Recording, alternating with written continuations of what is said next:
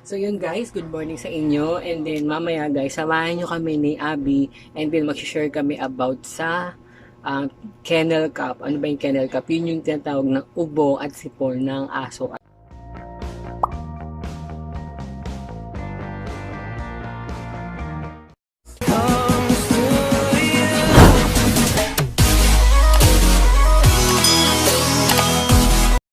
So yun na nga mga ka-Abby, ayan, welcome back again sa aming YouTube channel together with Abby. Ayan, so again, inuulit ko kung hindi ka pa updated sa aming YouTube channel, huwag kalimutang mag-like, subscribe, and click the notification bell para lagi po kayong updated sa aming latest video. Ayan, so guys, again, mabalik tayo sa ating topic. So ano ba ang tinatawag na kennel cup? So guys, bago nga po pala tayo mag-proceed sa ating topic, so ito nga po pala si Abby. Ayan, kagigising lang niya. Tignan niyo, sobrang sweet niya and sobrang, adorable niya guys. Ito siya.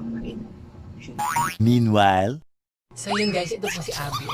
Ay, basa na naman ang kanyang ilong. Basa na naman po yung kanyang baba kasi naglublob po siya sa tubigan. Ayan, ito po siya. Hello, say hello. Hello, baby.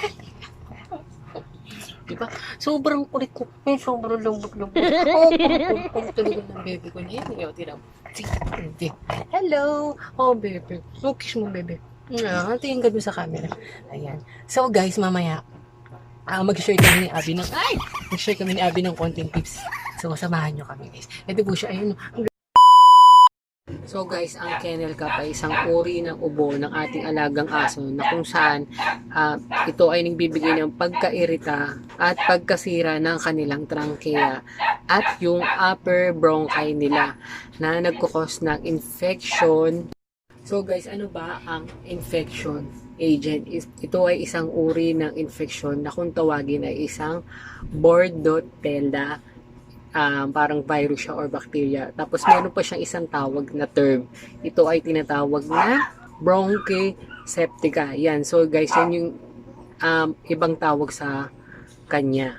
Guys, marami nagtatanong kung saan ba nakuha ang kennel cup. Kung paano ba na-adapt na ating mga alagang aso ang ganitong sakit.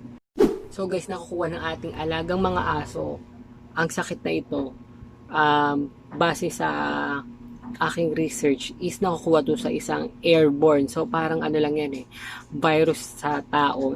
Yung tulad ngayon na may coronavirus, sabi daw sa airborne daw. Pero okay, mabalik tayo sa topic natin. So guys, doon nila nakukuha ang sakit na to sa airborne o sa hangin na nalalanghap nila. And bukod doon, saan pa ba nila pwedeng makuha ang ganitong klaseng sakit?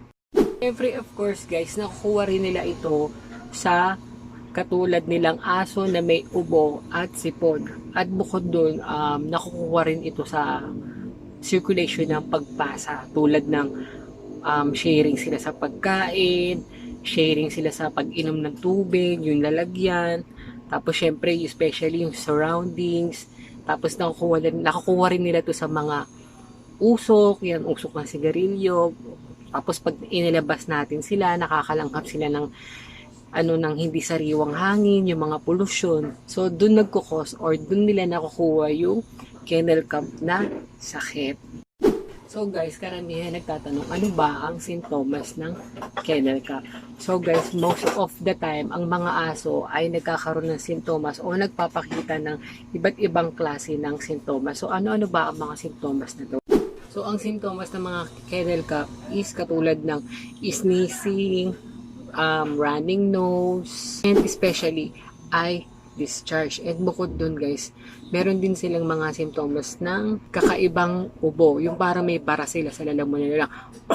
Yan, gano'n. Yan, gano'n. Tapos, sila, usually, ang tawag, parang meron din silang reverse sneeze at normal na talaga sa aso yun. Pero, and usually guys, indicates ito ng post-nasal drip. Sorry guys, nabupulol ako. Kasi medyo, alam niyo na guys. Ayun, so, yun yung tinatawag na post-nasal drip. Indicates like slight irritation of kanilang sore throat or lalamunan. So, yan yung mga symptoms.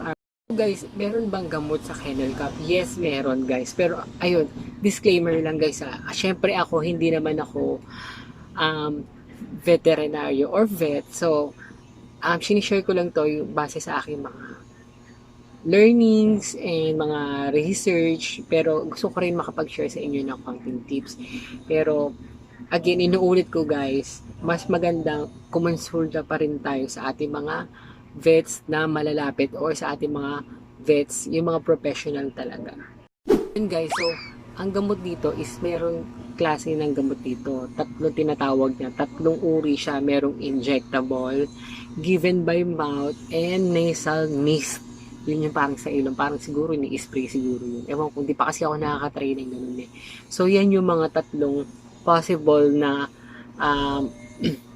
gamot para sa kennel cough. At so guys, yung aso dapat natin, meron silang kennel vaccine. Yan yung, hindi naman siya totally required. Pero syempre, mas maganda pa rin na meron siyang kennel vaccine para sa ganitong sitwasyon na kanyang ubo. Again guys, inuulit ko sa inyo, disclaimer, mas magandang magtanong pa rin tayo sa ating mga vets at kumonsulta tayo sa ating mga vets kasi alam nyo na, syempre, hindi naman tayo mga totally professional eh. Pero ako kasi may aso ako, dog lover ako, so ginagawa ko itong mga ganito para sa aking aso, kumbaga para mga first aid lang. Binibigay lang ito once a year para sa ating mga alagang aso. And bukod doon, nire-recommend ng ating mga vets na 6 months. Kaya 6 months kasi yun yung mga, most of the time, yung ating mga alagang aso ay yung may mataas na risk ng ganitong sitwasyon ng kennel cough. So, ang question, nakakamatay ba to? So, guys, hindi. So, actually, hindi naman siya totally nakakamatay. Actually, normal talaga sa ating mga alagang aso ang magkaroon ng ganitong kennel cough. Guys, most of the time, hindi naman talaga siya totally nakakamatay. Pero usually kasi 1 week lang wala na yung ganitong sakit sa ating mga alagang aso. Kasi sila mismo nagpapagaling sa kanilang sarili. Pero mas mainam pa rin na dumirekta tayo sa ating vets para ma-check talaga kung ano ba talaga ang cause at saan nanggagaling ang kanilang ubo at para mabigyan sila ng proper treatment. So yun guys, so inuulit ko again. So bago tayo gumawa ng isang hakbang para sa ating mga alagang aso, make sure na kumonsulta tayo sa kanilang mga vets or malapit sa inyong mga vets. So again, inuulit ko, I'm just want to share lang and tips lang para sa mga katulad natin mga nag-aalagang aso. Kunyari, mga wala tayong budget, at least meron tayong konting kaalaman about sa ating mga aso, kung paano natin sila matutulungan para sa kanilang first aid. So guys, again, maraming salamat sa inyo.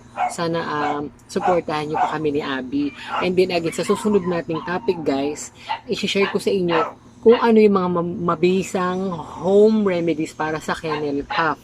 Yan guys, yes, tama. Home remedies para sa ating mga alagang aso. Kapag kunyari, tulad yun, crisis, wala tayong budget, wala tayong pampacheck up, ano ba yung best na home remedies para maibsan yung ubo ng ating mga alagang aso. Yun. So guys, again, maraming salamat sa inyo. Sana patuloy nyo pa kami subscribe. Again, kung inuulit ko sa inyo guys, thank you sa support na binibigay niyo sa amin ni Abby. Again, keep safe. God bless. So guys, kita-kits tayo sa aming susunod na video.